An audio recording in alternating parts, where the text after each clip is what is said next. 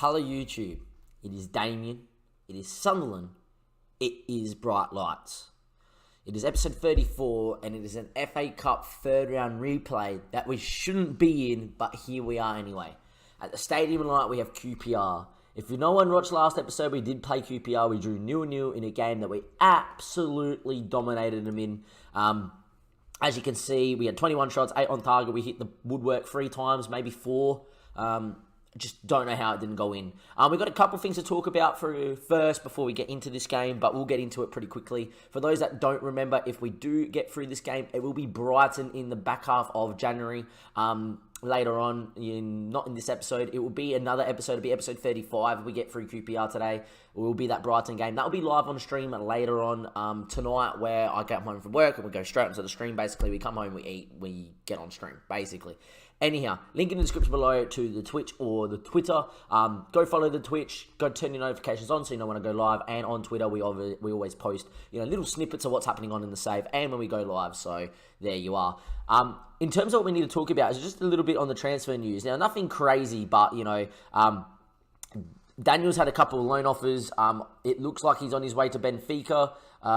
He has actually left to Benfica, there you go. The reason why that's good for us is that they're in the top 6 leagues in Europe. So what I'm thinking is that in 120 days, 3 months, as long as he's getting sporadic game time, as long as he's getting 5 games, maybe 10 games in that period over 3 months, he should be able to get 4 points work permit and then get the work permit to come here. He will obviously get 3 points for being one of our highest earners, and then a point for playing in the top 6 leagues. And then that's his 4 points, and that should be the work permit issues over with Daniel. I've talked about it a lot in the past that he should already get a work permit. He's got 15 headering, 16 marking, 17 determination, great jumping reach, great strength, great acceleration too as a centre-back. He's just unreal. I'm hoping that he goes and grows at Benfica and gets some game time. I don't think he would have played a game by now. He's only just moved a couple of days. If we go to the outs as well, Luciano Fontana just went out as well to Eski Strumgratz on loan. Just one of our backup Argentinian right backs. Actually looks quite good as a promising fullback. Definitely think that with Linus declining in his game time, Burgess now becoming a wonder kid. We'll talk about that in a second. There's a lot of players in at the club that have now been determined as wonder kids, where we just sign them as potentially being good Premier League players, which means that they're growing well and they're getting enough game time. Luciano, though, is going on loan to Eski Strumgratz, who are in the Austrian Premier Division. I don't know. They finished rubbing up a couple of times in the past couple of years. So, he's a key player there, so should be getting some game time. I also think that we had an offer in for Van Dijk as well, if we go to transfer history and on the outs, we go to the loan side. Actually, maybe by date, that might be not bad. Van Dijk's gone to Vitesse as a key player as well in the Eredivisie. Just another option for Van Dijk, who is obviously really good, but he needs first-team football to get even better. I can't offer that to him with Danny Buff being in good form as a backup player, and obviously Porter's here at the club, so there's another centre-back that's young, and because he's English, we can, really doesn't mind the English game, we can play him. I just feel like getting Van Dijk back in the Netherlands on loan as a key player is a smart move. He plays well for Vitesse, who are currently doing okay in the league, I believe.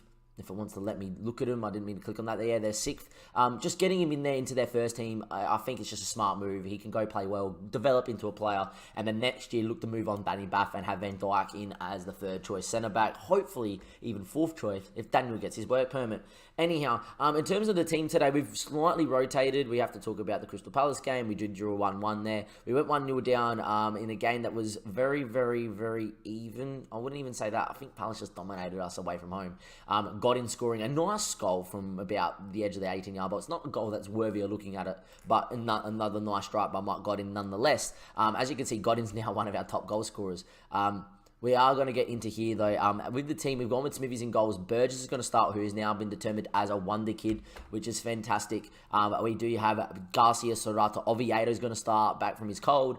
Didn't start him in the last game. Miguel, the other wonder kid's now going to come in for Sergi Sampri. Just going to give him Sergi, just another game out to get some rest in. I've even got Lopez on the bench from the under 23s, a player that we haven't seen at all in the first team, but it's got some potential. I'm hoping that He's a ball-winning midfielder and can definitely help. Alex is another wonder kid that is sensational and can play back a line. We obviously got Godin, who is not determined as a wonder kid. I don't know how. He's 19 and is fantastic for us. Taram, Hulla, the other wonder kid. And then Fofana's getting another game up top. I'm just trying to get this guy accustomed to the league, see if he grows and see if he can score some goals. We do have a bench of Linus, Porter, Lopez, like I said. McCarthy is learning the role slowly but surely as a box-to-box midfielder. You got Harrison, Watmore, and Joe Silva on the bench as well. But let's get into it here. We need to give a squad number to Enrique Lopez. I don't really care. Not 29, 36 actually makes a lot of sense considering he plays deeper as a defensive midfielder, and 6 is generally a defensive midfielder number, so 36 works. They've come with the same system, with the same team. That's fine. I actually thought we did well. Skonan obviously missed the league game, not the FA Cup game in the midweek before this game here. We've obviously gone very similar, but not too similar. A regen midfield is not too bad, and there we are. Just shows the times that we are getting into 2022, 23, 24, and you start seeing all these key regens come out, and there we are.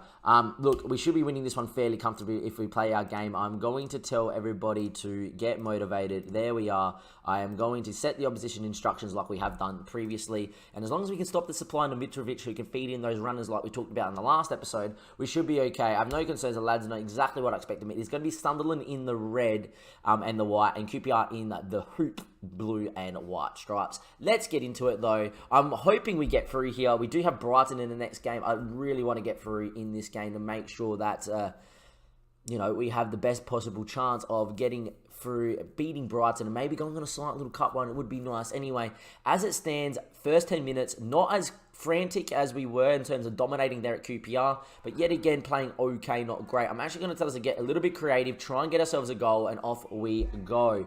Hopefully, it will be okay. 64% possession. It's been not too bad, and hopefully, we can just find the back of the net. That's our problem, is just we dominate games, but we can't put the ball in the back of the net. I just don't know what it is. I don't know if it's the tactic itself or it's our strike force being not good enough. But anyway, Cullen, what a tackle from Taram. I do like how well we press in this system, and this system's currently got us 8th in the league. So for a newly promoted side, that's fantastic. Anyway, Marcus Taram, back into Oviedo. Oviedo has obviously got a very good dead ball, hence why he's out there. Lays it out to Burgess. Interesting switch of play. Anyhow, Burgess comes in there to Alex. Alex there with a great ball to Burgess. Burgess gets to the byline, cuts it. Fofana with his first goal for the club. Abubakara Fofana. I've butchered that big time. Abubakara. I'm just going to call him Abuba. Abuba, what a finish there from the Frenchman, the youngster, the 18-year-old. Alex with a great ball to Burgess. Great first touch. Great second touch too from Burgess to beat his man for pace. And I tell you what, you can't miss from there, even if you tried. And Fofana there in the 6-yard box volleys viciously into the back of the net. And we are 1-0 up in the FA Cup. Thank God for that. With our first chance on target, we have actually scored. It feels good. And there we are. At halftime, we are 1-0 up, and it is going to plan. We are doing well. I'm going to tell them to not get complacent. Something I don't really do too much, but just don't get complacent. Get out there. Make sure you see this through. We don't want extra time. We don't want penalties. You don't concede. We win this game, and that is that. The defense has been our high point of the season. I think we've got the 6th best defense in the league. So imagine if we actually score goals as Ease is in. And I tell you what, there's a clear-cut chance. Why Ease hasn't taken another step or two to make it a clear-cut one-on-one with Smithies, I don't know. But there we are. Just wake up, boys. Anyway, Edwards goes long towards Mitrovic. Mitrovic with a good touch, but he hasn't got too many numbers around him. Holds it up and actually does well. Lewis, Edwards, Cullen. I tell you what, QPR have started well in this half, and the ball finds its way to Casey Palmer. Palmer now with his chance to swing it in. Mitrovic gets up, doesn't win it. Scowen heads, tackled, back to Scowen, and it's in. We never do it easy here, do we ever? Sunderland 1, QPR 1. Why have I got such a bad feeling that we're going to go out? Anyhow, there we are. Scowen puts it in. It's just a bit of a scramble. Every time I tell us to go, don't get complacent, don't switch off, we switch off. It is a bit annoying. But I feel like if we just tell them to keep playing the same way, we're going to concede anyway because they'll take it a bit easy. QPR are playing sensationally, by the way. Concentrate's not what I wanted to click then. It doesn't look like it's made too much of a difference. Taram is not 100% fit, so we're going to get him off. We're going to get Jack Harris out there on that side there as a winger on attack, I reckon. And there we are. Huller's going to stay out there for now. He does have the quality. We just need to get out there and do a little bit more with it. We can now tell him to get creative. Come on, boys. We need that another goal. Garcia and Serrata are having a very poor game. Oviedo's not having his best of games either. Fofana's not done much apart from the goal, but hopefully we can find our way. I don't want to make a second change until extra time if needs be. But as it stands here, 77 minutes played, And it is currently Sunderland 1, QPR 1, and it is a free freaking kick to QPR. They whip it in. Valbrand is headed over the bar. Thank God. We have not been at the races at all. We are going to make a slight change here. We're actually going to get Miguel off. We're going to switch to the 4-2-3-1. Alex is going to come in his more natural role here as an advanced playmaker on attack. And we are going to get in David McCarthy there as a box-to-box midfielder. I know he can play the role well enough. So hopefully he can go out there and learn. We can go out there and get ourselves a goal. Anyhow, as time's ticking away here, McCarthy's on this 5 minutes at a time. Can we find a little highlight towards the end of it? It doesn't look like we are. It's going to be a kickoff into the second half. I'm not going to make a change here. I'm going to tell him that I'm very aggressive. I'm very disappointed. Go out there and make yourselves a difference because, to be honest, we shouldn't be drawing against QPR. We're 8th in the Premier League, and here we are. Haller, who's probably going to be the last change for Watmore. Get Watmore on as a little bit of extra speed. I'm going to give Haller another 5-10 minutes, see if he can create something. But yeah, I've now just opened up the game to 4-2-3-1 and hoping we get something. Haller's actually really buggered too. Alright, there we are. It is going to be Watmore in there for Haller. And hopefully we just find ourselves a goal when QPR don't hit us on the break. There we are. We should encourage playing more long balls forward. I'm actually going to go to it too. I feel like that we can go a little bit more direct here against QPR and hopefully we'll be okay. Palmer there with the ball. Listeiner to Casey Palmer. I'm pretty sure it's Casey Palmer. It might be someone else. Skull in there, ball inside the Listeiner, clear, one back by Harrison. Harrison now can run on the break. Still with Harrison. He's got numbers through. Can he find a pass? He finds Watmore. He's in space. Watmore now. Can he whip in a good ball? He does. Back post. MacArthur's there though. If he whips that ball in low, we probably score. But because he's whipped that ball in, you know, we have got on low cost. Because he whipped that ball in high, it's giving MacArthur, he has to go back to the flight of it. We've got 3 versus 3 there. Whip that one in and force a challenge. Instead, it's going to be the second half extra time. Can we find a goal? I do not want freaking penalties.